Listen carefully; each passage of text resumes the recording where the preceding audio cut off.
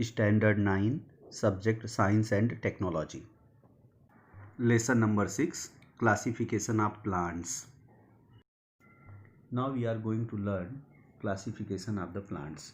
Let us see the definition of the classification. Classification is the arrangement of the organisms or groups of the organisms in distinct categories in accordance with a particular and well-established plan, or the classification is based on similarities and dissimilarities among the organisms. Now all of you see the classification of living organism. Living organism are classified into prokaryotic and eukaryotic. Prokaryotic means what? You know, the cell which do not have the nucleus. Eukaryotic means the cell with well developed nucleus. Eukaryotic cell further classified into unicellular and multicellular living organism. Unicellular means what? The living organism's body is made up of only one cell. And multicellular means what? You know, the body of the living organism is made up of more than two cells or many cells. And further, multicellular living organism are classified into the two types, with cell wall or without cell wall. With cell wall further classified into autotrophs and heterotrophs. Autotroph include all the plants and heterotroph include all the fungi, and without cell wall includes the animalia.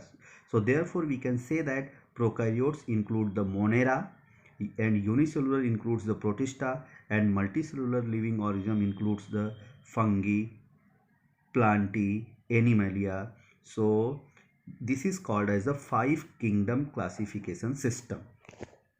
This is for classification. The presence or absence of organs is the first criteria for classification of plants. The presence or absence of conducting tissue for conduction of the water and food is the next consideration for classification.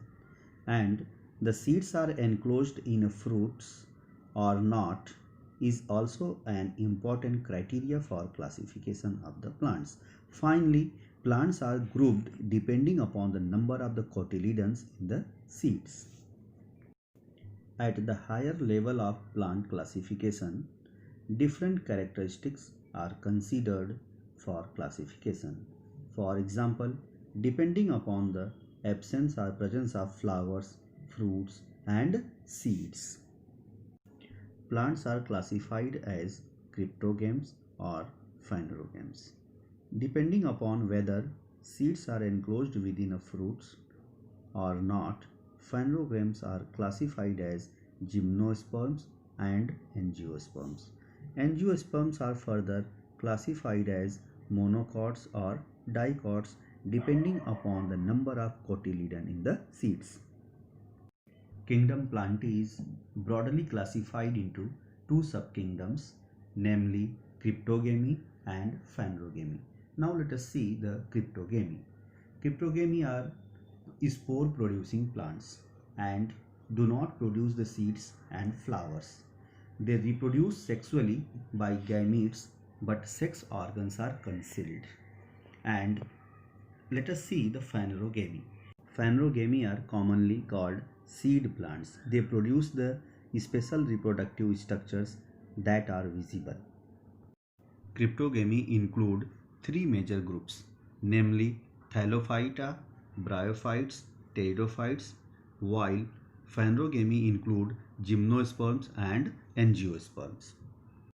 Thallophytes mainly grow in water.